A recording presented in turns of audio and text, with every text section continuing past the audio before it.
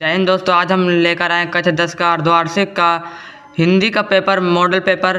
तो आइए बिना देरी के शुरू करते हैं। यहाँ पर दिया ग्रेड है, ए ग्रेड दिया है यूपी का अपने, और इसमें 3 घंटे 15 मिनट दिए हैं, पूर्णांक 70 का है। यहाँ पर कुछ निर्देश दिए हैं, ये निर्देश को आप पढ़ लीजिए। तो पहला क्वेश्चन है हमारा त्याग पत्र के लेखक का नाम। तो त्याग पत्र के लेखक का नाम क्या है? जैनेन्द्र कुमार। तो जैनेन्द्र कुमार हमारा सही हो जाएगा। दूसरा प्रश्न है हमारा, आकाशदीप किस विधा की रचना है? विधा की रचना है, कहानी विधा की रचना है। तो तीसरे प्रश्न की ओर चलते हैं, और इस वीडियो के अंत तक मैं आप जुड़े रहेंगे। इसमें आपके 8 से 10 नंबर पक्के ही हो जाना है। मैंने अपने दोस्त को मॉडल पेपर बताया था कि सोल्व करना, उसने सोल्व भी किया था, तो 8 से 10 नंबरों के पक्के ही हो गए थे। तो तीसरे प्रश्न देखते हैं। तीसरे प्रश्न में क्या है? रीति मुक्त काव्य धारा के कवि हैं। तो रीति मुक्त काव्य धारा के कवि कौन है? इसमें आएगा घनानंद। सेनापति तो है नहीं, बिहारी तो है नहीं, वृंद तो है नहीं, तो हम क्या टिक लगाएंगे? तो घनानंद। तो चौथे प्रश्न की ओर चलते हैं। चौथा प्रश्न है हमारा, निम्न में से शुक्ल की कृति है? कौन सा हो जाएगा? रसमीमांसा। आलोचनाएं हैं आचार्य रामचंद्र शुक्ल की, रसमीमांसा त्रिवेणी। पांचवें प्रश्न की ओर चलते हैं। पांचवा प्रश्न है हमारा, महावीर प्रसाद द्विवेदी ने किस पत्रिका का संपादन किया? तो इसमें हमारा सही हो जाएगा सरस्वती इसमें सही हो जाएगा। तो छठवां प्रश्न है हमारा, प्रबंध काव्य के अंतर्गत नहीं आता है। ये आप जरूर ध्यान दीजिए, नहीं, ये बहुत खतरनाक है। नहीं, जो इसे नहीं देखता है वो 1 नंबर खो देता है हम अपना। तो थोड़े ट्रेंडिंग प्रश्न है, ये इम्पोर्टेंट भी है, पूछ सकता है अगली बार भी। तो प्रबंध काव्य के अंतर्गत नहीं आता है। महाकाव्य आता है, खंड काव्य भी आता है, आख्यान, ये नीतियाँ भी आती हैं। तो मुक्तक काव्य नहीं है। मुक्तक काव्य के भी 2-3 प्रकार होते हैं, तो मुक्तक काव्य नहीं है। इसमें हमारा कौन सा आंसर सही हो जाएगा? डी, मुक्तक काव्य। तो नंबर प्रश्न है, तो रासो ग्रंथों की भाषा है। इसमें पहला ऑप्शन है ब्रज भाषा। ब्रज भाषा में तो लिया नहीं गया, क्योंकि ब्रज भाषा में सूरदास जी हैं, मीराबाई हैं। अवधी भाषा में है नहीं, अवधी भाषा है तुलसीदास की। डिंगल भाषा, ये खड़ी बोली तो है ही नहीं, क्योंकि ये भारतेंदु युग की है, भारतेंदु हरिश्चंद्र की है। तो इसमें ऑप्शन हमारा सही हो जाएगा सी, डिंगल। भक्ति काल की रचना है। पहला ऑप्शन साकेत है नहीं। विनय पत्रिका है तुलसीदास की। लहर किसकी है? किसकी लहर है? जयशंकर प्रसाद की। प्रेम माधुर्य है, प्रेम माधुर्य किसकी है? भारतेंदु हरिश्चंद्र की। तो विनय पत्रिका, जिसमें दिया है प्रश्न में भक्तिकाल की रचना है, तो भक्तिकाल की रचना क्या है? विनय पत्रिका। ये तुलसीदास द्वारा रचित है, क्योंकि तुलसीदास भक्तिकाल के कवि हैं। 9वें प्रश्न की ओर चलते हैं। 9वां प्रश्न है हमारा, बिहारी द्वारा प्रयुक्त मुख्य छंद है दोहा। पहला ऑप्शन है दोहा, दूसरा ऑप्शन है सवाया, तीसरा ऑप्शन है चौपाई, चौथा ऑप्शन है कविता। तो सवाया कवित्व में रसखान जी ने लिखा सवाया कवित्व, और चौपाई तो है ही नहीं, कविता भी नहीं है। तो बिहारी जी ने ज़्यादातर दोहे में लिखा है, दोहे में अपनी रचनाओं को लिखा है। तो इसमें हमारा ऑप्शन सही हो जाएगा ए। 10वें प्रश्न की ओर चलते। 10वें प्रश्न है हमारा, निम्नलिखित में खंड काव्य है? पहला ऑप्शन है पथिक, दूसरा ऑप्शन है लक्ष्मी, तीसरा ऑप्शन है प्रेमलोक, चौथा ऑप्शन है ग्राम्य गीत।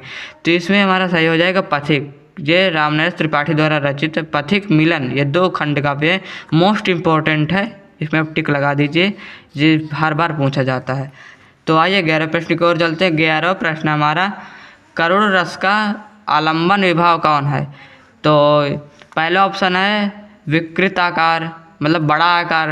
दूसरा ऑप्शन नायिका का सौंदर्य, ये तो श्रृंगार रस में है, क्योंकि श्रृंगार रस में नायक नायिका के सौंदर्य वर्णन किया जाता है। अत्याचारी भी नहीं है। और चौथा ऑप्शन है विनष्ट वस्तु, किसी वस्तु को नष्ट किया जाना। अगर हम किसी व्यक्ति को मार दें तो एक व्यक्ति रोने लगता है, तो वहाँ पर क्या उत्पन्न हो जाता है? करुण रस। ऑप्शन कौन सा सही हो जाएगा? विनष्ट वस्तु। कौन सा? विनष्ट वस्तु। अब हम 12वें प्रश्न की ओर चलते हैं। तो 12वां प्रश्न है हमारा, कोटि कुलिस सम वचन तुम्हारा पंक्ति में अलंकार है। तो यमक तो है ही नहीं, क्योंकि कक्षा 10 में यमक अलंकार नहीं है। दूसरा ऑप्शन हमारा रूपक, और तीसरा ऑप्शन है उपमा, चौथा ऑप्शन है अनुप्रास।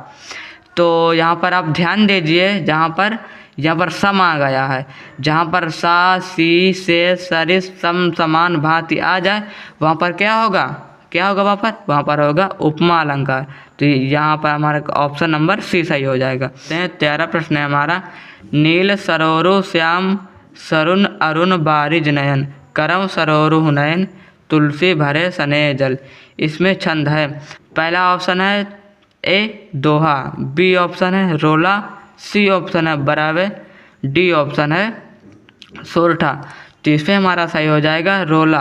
14 प्रश्न है हमारा, अनु उपसर्ग का अर्थ है। तो इसमें हमारा सही हो जाएगा अनुभाव।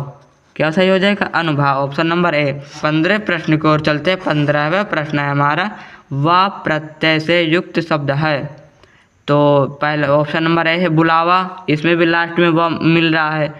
बी में है छलावा, इसमें भी अंत में वा मिल रहा है। सी नंबर में है दिखावा, इसमें भी अंत में वा मिल रहा है। तो इसमें ऑप्शन हो जाएगा डी। इसमें प्रश्न पढ़िए पहले, वाह प्रत्यय से युक्त शब्द है, वाह सभी मिल रहा है, तो ऑप्शन नंबर हमारा डी सही हो जाएगा। और 16वें प्रश्न की ओर चलते हैं। 16वें प्रश्न है हमारा, ऊपर नीचे में प्रयुक्त समास है। कर्मधारा तो है ही नहीं, कर्मधारा है ही नहीं। द्विगु समास जो संख्यावाची होता है, अव्ययभावी समास है ही नहीं, चैप्टर में हमारे सिलेबस में ही नहीं दिया। द्वंद्व, यहाँ पर थोड़ा अर्थ समझिए, द्वंद्व का मतलब था दो, तो यहाँ पर क्या है ना, ऊपर नीचे दो हैं, तो यहाँ पर हमारा ऑप्शन नंबर डी सही हो जाएगा। 17वां प्रश्न है हमारा, पितृ का तद्भव है। पहला ऑप्शन है पित्रा, दूसरा ऑप्शन है पितर, तीसरा ऑप्शन है पूर्वज, चौथा ऑप्शन है फादर। तो इसमें सही हो जाएगा पित्रा। यहाँ पर थोड़ा डाउट होगा, क्योंकि पितृ होता है पिता, पितर तो है नहीं, क्योंकि पितर तत्सम शब्द है। कभी कभी गांव में पितृ कहकर बुला देते हैं, तो इसमें ऑप्शन हमारा सही हो जाएगा ए। 18वां प्रश्न है हमारा, व्यवधान का संधि विच्छेद है। पहला ऑप्शन है विधन अवधान, दूसरा ऑप्शन है व्यवधन आधान, तीसरा ऑप्शन है व्यवधन आधान, चौथा ऑप्शन है व्यवधन अवधान। तो इसमें सही हो जाएगा हमारा विधन अवधान। 19वां प्रश्न है हमारा, यहाँ पर थोड़ा आप लोग ध्यान दीजिए, यहाँ पर कुछ आउट ऑफ सिलेबस से दे दी गया है। अब तो 2025 में कुछ सिलेबस बदल गया है, तो आप नई किताब से ही पढ़िएगा, स्कूल के भरोसे मत रहिएगा। तो इसमें 2025 में संधि हट गई है, तो संधि हमें पढ़ना नहीं है, मगर इस पेपर में दे दिया गया है। अब 19वां प्रश्न है हमारा, फल शब्द के तृतीय विभक्ति द्विवचन का रूप है। पहला ऑप्शन है फलम, दूसरा ऑप्शन है फले, तीसरा ऑप्शन है फलानी, चौथा ऑप्शन है फलव। तो ये भी आउट ऑफ सिलेबस का है, पहले हम बता देते हैं, ये भी आउट ऑफ सिलेबस, ये भी हमें नहीं पढ़ना है, ये 2025 में हट गया है। इसको हम आंसर बता रहे हैं, इसका आंसर होगा ऑप्शन नंबर बी फले, ये सही हो जाएगा। 20वां प्रश्न है हमारा, पठ धातु लट लकार प्रथम पुरुष द्विवचन का रूप है। तो पहले हम बता देते हैं, ये भी आउट ऑफ सिलेबस है, ये भी नहीं हमें नहीं पढ़ना है। आप लोग ज़रूर ध्यान दीजिए, आप नई किताब से ही पढ़िए, पुरानी किताब से मत पढ़िए, क्योंकि सिलेबस चेंज हो गया है, नहीं तो आपको बोर्ड में बहुत परेशानी होगी। तो पहला ऑप्शन है हमारा पठताम, दूसरा ऑप्शन है पठता, तीसरा ऑप्शन है पठथा, चौथा ऑप्शन है पठ। तो इसमें हमारा सही हो जाएगा पठता। अब हम खंड बा की ओर चलते हैं। वर्णनात्मक प्रश्न, इसमें 50 नंबर को वर्णनात्मक प्रश्न होता है। तो आइए देखते हैं। इसे विश्व पात्र मित्र की बहुत रक्षा रहती है।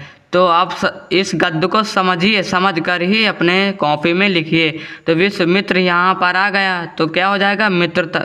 आप थोड़ा दिमाग लगाएं तो कि ये किस पाठ से लिया गया है। इसमें कुछ ऑप्शन दिए हैं, उपयुक्त गद्यांश का संदर्भ लिखिए।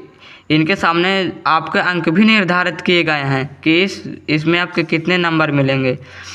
तो उपयुक्त गद्यांश का संदर्भ लिखिए। तो पहले हम जान लेते हैं ये किस पाठ से लिया गया है। तो आप यहाँ पर क्या मिलता है मित्र, ये मोस्ट इम्पोर्टेंट है, अब की बार बोर्ड में अवश्य आएगा, इससे आप ज़रूर पढ़ लीजिएगा। मैंने अपने दोस्त को बताया था, उसने ये पढ़ कर गया था, उसने इसे पढ़ा था, तो उसे सभी प्रश्न आ गए थे। तो संदर्भ हमें कैसे लिखना है। प्रस्तुत गद्यांश हमारी पाठ्य पुस्तक हिंदी में संकलित मित्रता नामक पाठ से लिया गया है, जिसके लेखक आचार्य रामचंद्र शुक्ल हैं। अब रेखांकित अंश की व्याख्या यहीं पर थोड़ा आप अपनी तरफ से थोड़े शब्द जोड़ दीजिए। इसमें लिखा गया है, इसमें से कुछ उठाकर अपनी कॉपी में लिख सकते हैं। तो इसमें ज़्यादा आपको दिमाग नहीं लगाना है, आप कर लेंगे। तो तीसरा हमारा प्रश्न है, विश्वास पात्र मित्र की तुलना किससे की गई है। तो यहाँ पर सब दिया रहता है, आप इसमें से देख लीजिए। आइए, यहाँ पर अथवा कर दिया रहता है, तो अथवा में दिया है जो आपको आए वो कर सकते हैं। तो ये अथवा में दिया हुआ है, एक नैतिक और अकादमिक स्रोत है।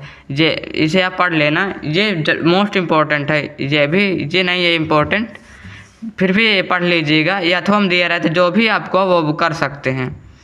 तो ये इसमें भी उपयुक्त गद्यांश का संदर्भ लिखिए, रेखांकित अंश की व्याख्या कीजिए। व्याख्या आप कर सकते हैं, लेखक ने गद्यांश में क्या संदेश देना चाह रहा है। तो ये भी आप गद्यांश से ही आपको सब आएंगे, इसीलिए गद्यांश आप मन लगा कर पढ़िए, क्योंकि ये मोस्ट इम्पोर्टेंट होता है, क्योंकि गद्यांश का अर्थ बहुत कम लोग निकाल पाते हैं।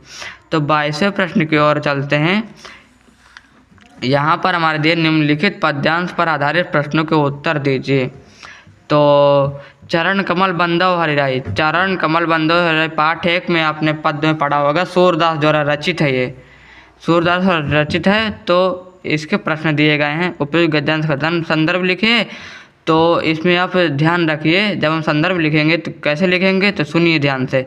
प्रस्तुत पद्यांश हमारे पाठ्य पुस्तक हिंदी में संकलित पदखंड के सूरसागर से लिया गया है, जिसमें सूरदास जी ने श्री कृष्ण के पदों को गाया है, इस प्रकार लिख सकते हैं। और दूसरा है रेखांकित अंश की व्याख्या कीजिए।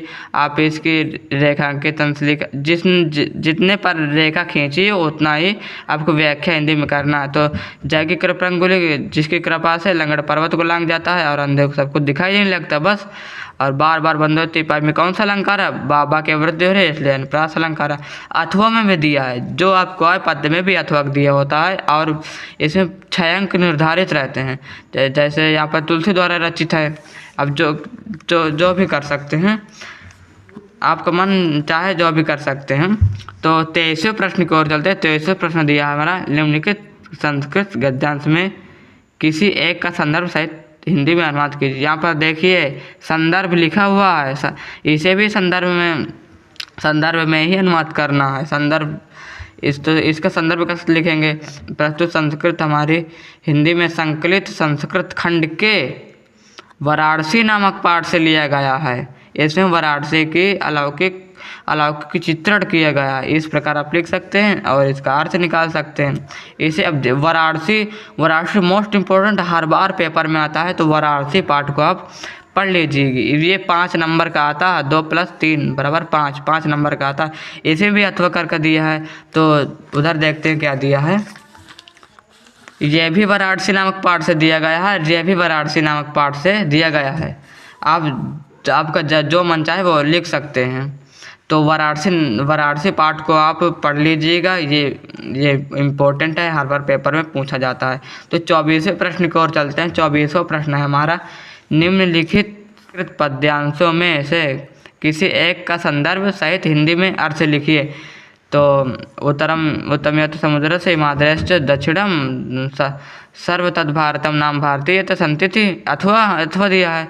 तो सर्वे बंधु सुखिनः सर्वे सन्तु निरामया सर्वे भद्राणि पश्यन्तु मा कश्चित् दुर्भाग् भवेत्। ये लिया गया है भारतीय संस्कृति से, और लिया गया है वीरा विरड पूज्यते से। आप जो मन चाहे वो लिख सकते हैं। तो 25वें प्रश्न की ओर चलते हैं। 25वें प्रश्न है हमारा का दिया हुआ है, निम्नलिखित लेखकों में से किसी एक का जीवन परिचय देते हुए किन्हीं 2 रचनाओं का उल्लेख कीजिए। यहाँ पर बोर्ड पेपर में 1 रचना देता है, मगर यहाँ पर 2 रचना दिया हुआ है। और इस वीडियो के अंत तक आप बने रहेंगे तो आपके बहुत सारे अंक पक्के हो जाएंगे, मैं ये वादे के साथ कह सकता हूँ। तो यहाँ पर थोड़ा आप गौर करने की बात है, यह है कि यहाँ पर जीवन परिचय दिया हुआ है आचार्य रामचंद्र शुक्ल, जयशंकर प्रसाद, डॉक्टर राजेंद्र प्रसाद। तो मैं आपको मोस्ट इम्पोर्टेंट जीवन परिचय बता देता हूँ। मोस्ट इम्पोर्टेंट जीवन परिचय यह है कि आचार्य रामचंद्र शुक्ल, जयशंकर प्रसाद और पद्मलाल पुन्नालाल बख्शी, ये 3 मोस्ट इम्पोर्टेंट जीवन परिचय हैं जो हर बार कोई ना कोई जीवन परिचय पूछ लेता है। तो आप इसे ध्यान से याद कर लीजिएगा और इनकी रचनाओं पर विशेष प्रकार से नज़र डालिएगा, क्योंकि रचनाएं भी पूछी जाती हैं। तो ख नंबर में दिया है, अब हमको पद्य में जीवन परिचय लिखना होगा। तो इसमें दिया निम्नलिखित कवियों में से किसी एक कवि का जीवन परिचय देते हुए उनकी 2 रचनाओं के, इसमें भी 2 रचनाएं दिया हुआ है। तो पद्य में मैं आपको मोस्ट इम्पोर्टेंट जीवन परिचय बता देता हूँ। पहला पाठ है सूरदास, दूसरा पाठ है तुलसीदास, तीसरा पाठ है रसखान। इनको आप रट्टा मार लीजिएगा, क्योंकि ये हर बार पूछे जाते हैं। 26वां प्रश्न है हमारा, अपने पाठ्य पुस्तक से कंठस्थ किया हुआ कोई एक श्लोक लिखिए जो इस प्रश्न पत्र में ना आया हो। जो आपको सरल लगे, तीन श्लोक याद कर लीजिएगा। एक पाठ से है, पहला पाठ है जैसे वाराणसी है तो वाराणसी से याद कर लीजिए, मंगलम ये वाला है ना, हाँ तो इसे आपको याद कर लीजिएगा। एक पाठ है भारतीय संस्कृति से, इसे भी आप याद कर लीजिएगा। एक पाठ है प्रबुद्ध ग्रामीणा से, इसे भी आप याद कर लीजिएगा। मैं इसलिए ये श्लोक कह रहा हूँ क्योंकि सरल हैं, आपको जल्दी ही याद हो जाएंगे। और ये 2 नंबर का पूछा जाता है। ये मत समझिए कि 2 नंबर का पूछा जाता है तो अरे हटाओ, इसे मत याद करें। कभी कभी 2 नंबर भी आपके परसेंटेज डाउन कर सकते हैं। तो यहाँ पर 27वां प्रश्न है हमारा, निम्नलिखित में से किन्हीं 2 प्रश्नों का उत्तर संस्कृत में दीजिए। आपको जो भी आते हैं पहले तो आप संस्कृत को ध्यान से, जो दिया हुआ होता है उस ध्यान से पढ़ लीजिएगा, क्योंकि उसमें से ही प्रश्न पूछे जाते हैं। तो जैसे ये प्रश्न दिया है, चंद्रशेखरस्य पितु नाम किम अस्ति, चंद्रशेखर के पिता क्या नाम है। तो चंद्रशेखर ने कहा था मेरे पिता का नाम स्वतंत्र है। तो इसमें क्या लिखेंगे, चंद्रशेखर से पितु नाम स्वतंत्र अस्ति। 28वें प्रश्न की ओर चलते हैं। 28वां प्रश्न है हमारा, निम्नलिखित में से किन 2 वाक्यों को संस्कृत में अनुवाद कीजिए। और ये ध्यान देने योग्य बात है, ये आउट ऑफ सिलेबस है, इसे ये पेपर वालों को नहीं देना चाहिए था। पता नहीं ये कहाँ से छाप देते हैं, सिलेबस नहीं देखते छाप देते हैं। इसमें लड़कों का दिमाग ख़राब होता है, क्योंकि ये नहीं देना चाहिए था। लेकिन अब मेरे दोस्त को करना पड़ा, अब चाहे टीचर जो भी नंबर दे, क्योंकि उसे अब सिलेबस देखकर ही पेपर छापना चाहिए था। अब ये सिलेबस से हटा, ये दे दिया। 29वां प्रश्न है हमारा, अपने पठित खंड काव्य का सारांश कथावस्तु को अपने शब्दों में लिखिए। अथवा करके दिया है, अपने पठित खंड काव्य के आधार पर नायक नायिका का चित्रण कीजिए। तो ये जो खंड काव्य हैं ये जिलेवार दिए गए हैं, कौन से ज़िले में कौन सा खंड का प्रयुक्त है, ये आप अपनी किताब में देख सकते हैं, उसे आप लिख सकते हैं। तो 3रा प्रश्न है हमारा, निम्नलिखित में से किसी एक विषय पर निबंध लिखिए। तो पहला है अनुशासन की समस्या, दूसरा है जनसंख्या विस्फोट का कारण और निवारण, तीसरा प्रश्न पर्यावरण और स्वास्थ्य, चौथा है वृक्षारोपण का महत्व। मैं आपको बता दूं, निबंध जो है इम्पोर्टेंट है। पर्यावरण और विज्ञान के चमत्कार, ये 2 निबंध हैं। और ये 9 नंबर का आता है। ये देखिए 9 नंबर इसमें दिया हुआ है। मैं आशा करता हूँ इस वीडियो से आपको बहुत सीख मिली होगी। इस वीडियो से आपको 8-10 नंबर पक्के ही हो जाने हैं। इसे आप, अगर आपको ना समझ में आया हो, फिर एक बार देख सकते हैं, क्योंकि टॉपर्स के लिए मॉडल पेपर मोस्ट इम्पोर्टेंट बहुत ज़रूरी है। क्योंकि जो टॉपर निकलते हैं वो मॉडल पेपर को ज़रूर देखते हैं। कंग्रेचुलेसन, आपने इस वीडियो में 8 से 10 नंबर प्राप्त कर लिए हैं। अब मिलते हैं अगली वीडियो में। जय हिंद, जय भारत।